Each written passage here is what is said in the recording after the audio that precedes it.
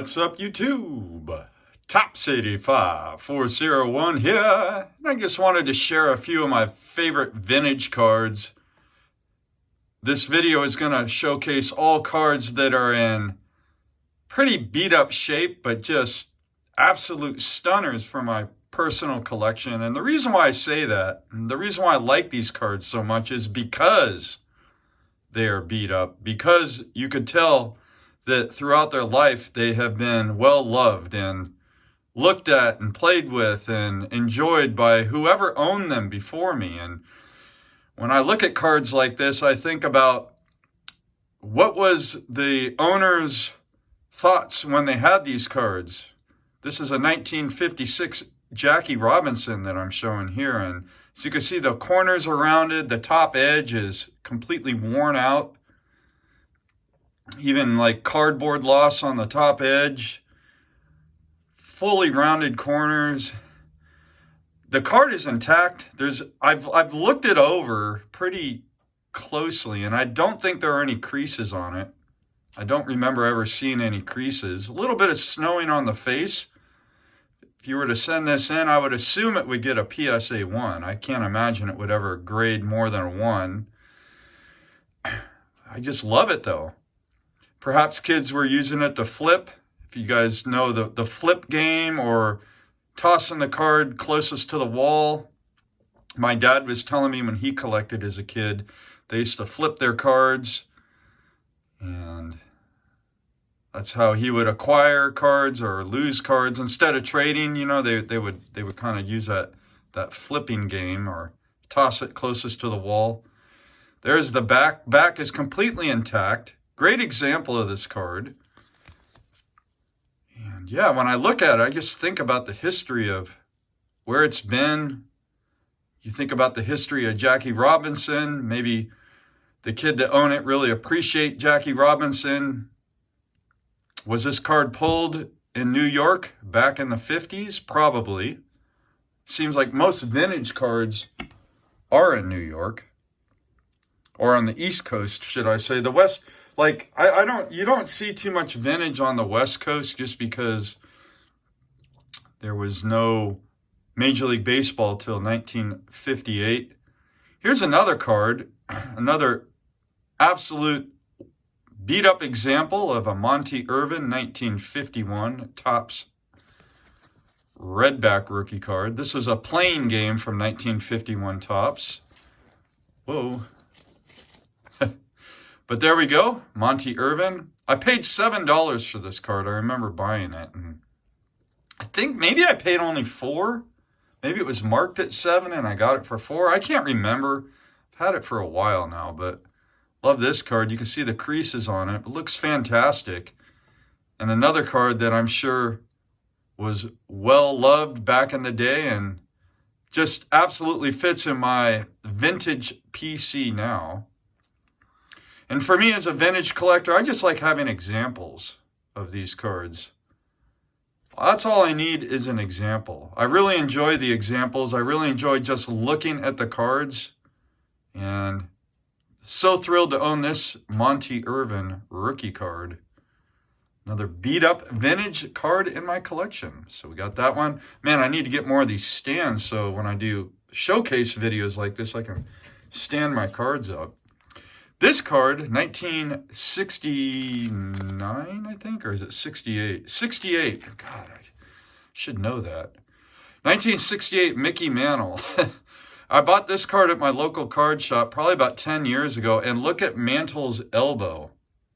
There is complete cardboard loss on the elbow. It looks like this card, maybe the kids were doing the flip game and they scratched it on the sidewalk, but yeah, there's like nothing there, but the card is intact. I think I paid $18 for this card. So you could kind of see the theme here. These cards, I think my total investment on all the cards I'm going to show in this video, I'll say it at the end, but we got 18 here, let's say 7 here, so far we're at $25. We got a 68 Mickey Mantle, Monty Irvin, rookie card. And then that Jackie Robinson card was a card I won in a contest. So I didn't pay anything for that card. And I'm sure it was available in a contest because of the condition it's in. It's actually one of my favorite vintage cards. But yeah, this Mantle card is just beat to hell. But you know what? It's a cool card. The back is in decent shape. Too bad the back isn't where all that wears. But then I wouldn't have got it for 18 bucks, and it probably wouldn't be in my collection. So you know what? I guess I'm glad. So here we go with a T206. And this one is completely hammered. And I found this at an antique shop for $5. And from the New York Nationals, Donlin. Really cool card there. And then there's the back. One of the reasons why I got super excited when I saw this is it's an off back. For people that collect T206 cards, you're familiar with, you know, the Piedmont is like the most common back. But the Old Mill is pretty tough. And then I think this was, yeah, it's got like down there, it says how many subjects. But yeah, that's an Old Mill back. Really tough to find these. So thrilled to have that. $5 here. So now what are we up to? $30 investment so far. And I got one more to show. But that card is great. And I think about this card, I'm sure it was in the back of a kid's pocket. Maybe it was in somebody's wallet. Could have been a wallet card. Who knows? Total rounded corners, completely creased up. But the card's intact. It's not in jeopardy of falling apart. I've seen some of the old T206s actually fall apart. This one is intact. The back looks really good considering how bad the front looks. But there we go, $30 now. And then the last card is a 1955 Bowman Willie Mays. And this card has absolute stunning eye appeal. But then when you turn it into the light, if you hit it at the right angle, you can see like there's chipping here on the edge. All four corners are hammered, and there's a couple of creases. There's one going down here and one going down there. But the eye appeal is absolutely stunning. The color is great. The centering is spot on. And I paid $25 for this card.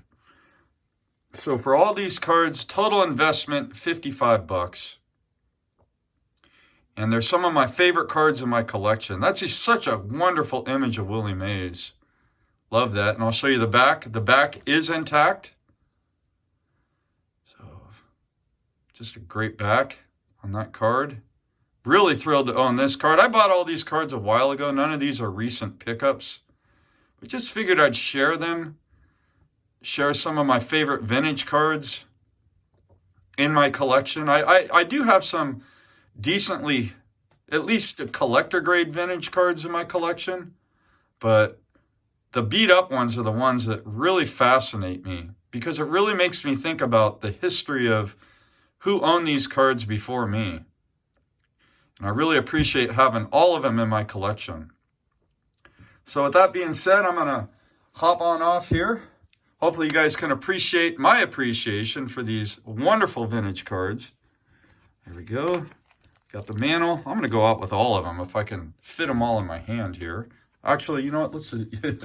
I'll go with two hands and then somehow I'll stop the video. I think I have a trick to stop the video. So thanks so much for tuning in. And as always, until next time, happy collecting.